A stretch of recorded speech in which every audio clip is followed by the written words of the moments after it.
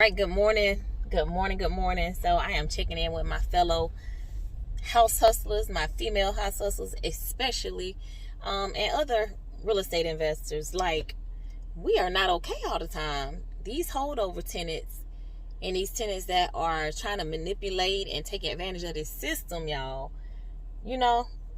But what are some things that you all are doing to, number one, try to get these people out of your property and take possession of your property? How creative are you guys getting as the homeowner of these properties? Because I am on some of them. I ain't gonna say some because I only have two in that situation, and for the most part, been very blessed throughout the pandemic. The one tenant that I had a problem with was trying really hard not to get behind. So, I can't really complain in that aspect. But this home particularly was a purchase, and I am catching hell trying to get the seller out here. I mean, catching hell. He's talking to the contractors and talking about, things like, have you ever heard of being a professional renter? And I mean, like, literally letting us know what his strategy is. He supposedly fell off the deck as we were working on it.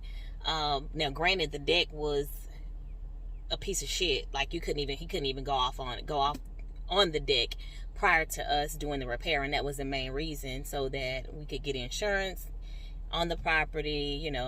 Certain conditions the insurance company they're not going to insure. So we started doing that work, and he pulled a little, really trying to scam, basically, in a nutshell. And just I'm burnt out with him. I'm burnt out with this project. But the thing is about me, like, I cannot allow you to just get over. So I'm making this stay as uncomfortable, right, as I can, while still staying within, the rights of the landlord, period. And there's certain things that, like, with this house should have been on the market.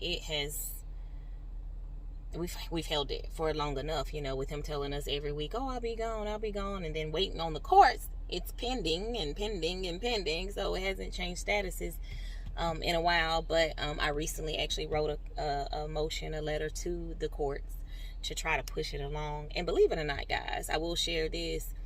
Those are little small hacks, things that you can do. I've had situations where I know the law was totally against, everything was not in my favor in that particular case. But I did write a letter to the judge, and I wrote a letter to the judge, and everything was able to be dismissed on my behalf. So that was maybe about, I want to say a $50,000 judgment that my company did not have to pay, all because I went an extra mile, despite what the attorneys told me, and I've sought legal advice, maybe 3 or 4 different attorneys. So, sometimes you just have to go with your gut feeling and, go that extra mile. And I'm hoping in this case, things work out for me just like previous things have. But, I'm here now.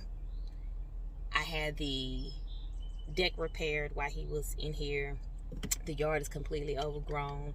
Let me show you this. This morning I went ahead and had the dumpster delivered because they are going to start working on repairing the roof, and they're already in the back now doing some work.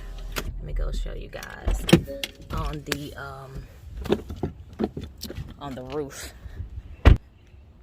So, but he didn't want to allow me to get inside the property, guys.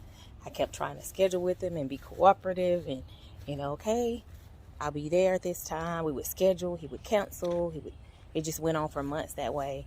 And it just got to the point where I had to give notice and then get in the best way I could, which meant changing locks. But you cannot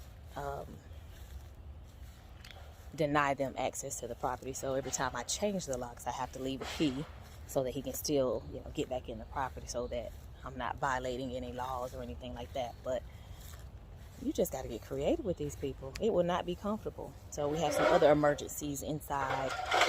that have to do with like showers and things that's going on with the sheetrock that will need to be repaired pretty quickly. And the cool part about it, to my other landlords, when you have emergencies, you don't have to necessarily give notice to enter. So, well, not necessarily, you don't have to give notice to enter. You can go in.